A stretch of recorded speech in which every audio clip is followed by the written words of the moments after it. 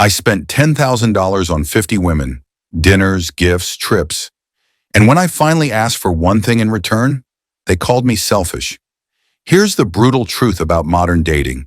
You want to know what it's like giving everything to women, your time, your money, your loyalty, and getting almost nothing real back?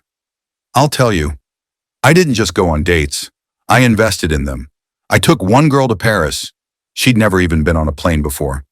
I paid another girl's rent for 3 straight months when she said she was struggling. I sent Uber Eats to women who were having a rough day, bought skincare sets, makeup, designer bags, just because. I was the guy who showed up, the one who listened, the one who always said yes. And what did I get back? They told me, "You're different. You're not like other guys." But I was about to find out exactly what that meant. See, for a while, I believed I was building real connections. They smiled, laughed, sent selfies, and said thank you. I got the "you're so sweet" messages, the "I've never felt this safe with someone" compliments. But none of that was love. It was appreciation. For the perks, not the person. Because everything changed when I flipped the script. After 6 months of this, 50 women, multiple dates, thousands of dollars, I ran a test. Not to play games, not to manipulate, just to see who was real. I sent them all the same message. "Hey, my mom's sick. Can you lend me $500 for her meds? I'll pay you back next week." I wasn't broke. I didn't need it. I just wanted to see who would show up the way I had. 50 women. You want to guess how many responded with, "Of course"? 3. Out of 50, 3 women asked if I was okay. 3 offered to help. 1 even said, "I got you. Don't worry about paying me back." The rest ghosted me, left me on red. 1 said, "Wait, is this a joke?" And 1, this one really hit, replied, "I don't do loans. I don't do loans. After I paid your bills, after I fed you, bought your birthday gifts, flew you to another country, you don't do loans?" Let me say it again. I didn't ask for a relationship. I didn't ask for marriage. I didn't even ask them to be there emotionally. I asked for $500 after giving them way more, and most couldn't even say, "I'm sorry." That's when it hit me. Most women don't love you. They love what you do for them. They love how you make them feel, as long as you never ask for anything back. They don't want a man. They want a sponsor. You think I'm bitter? Nah, I'm awake. Because for a long time I thought being a provider made me valuable. That by giving more, I'd stand out. That one of them would say, "I've never met a man like you," and mean it. But here's the truth no one wants to say out loud. Giving too much makes you invisible. It puts you in the category of safe guy. Nice guy, the one they use while chasing the one they actually want, the guy who doesn't care. I was giving 10 times more effort than the guy who sends "you up" texts at 2 a.m. Guess who got more attention? Exactly. And here's where it gets darker. The moment you ask for equality, when you say, "Can you show up for me the way I've shown up for you?" the mask slips. You become needy, toxic, manipulative. They'll twist your request for reciprocity into emotional blackmail. So let me ask you something. If giving makes you amazing, but asking makes you selfish, what does that make the relationship? A transaction. But only one of you is paying. Let that sink in. And what hurts most isn't the money. It's not the gifts or the flights or the time. It's realizing you were never valued for who you are. You were valued for what you could offer.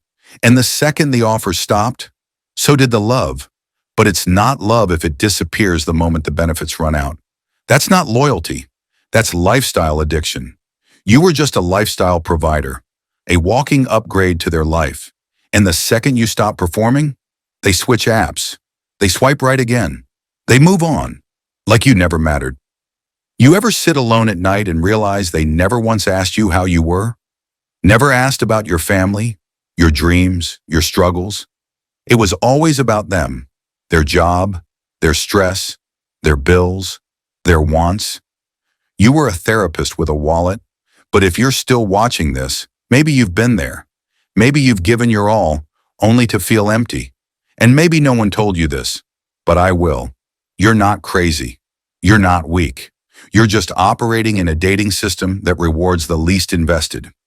Men who give nothing, they get everything. Men who give everything, they get used.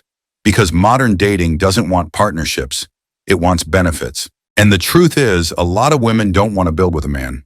They want to benefit from one that's already built. They want the finished product, not the process, not the grind, not the climb. They want the man with money, status, and strength. But only if he's also emotionally available, non-controlling, funny, loyal, confident, generous, but never expecting, and also taller than 6 feet.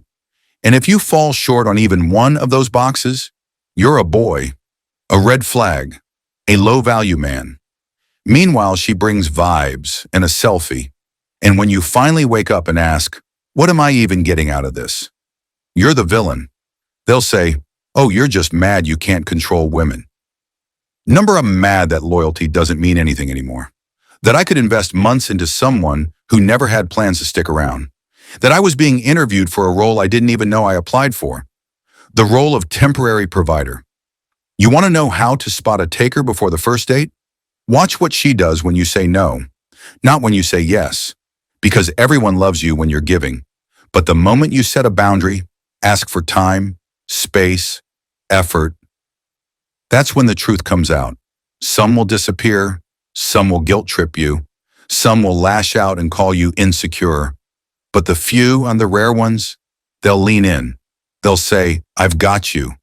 They'll say, what do you need? That's what love looks like.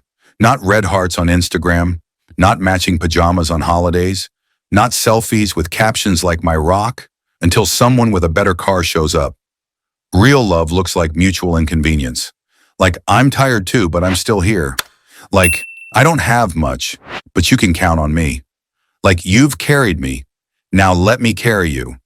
But in this culture, that kind of loyalty is rare. Because we've turned dating into shopping. Swipe, pick, try, return. No patience, no loyalty. Just options. And you want to know what happens to men like me?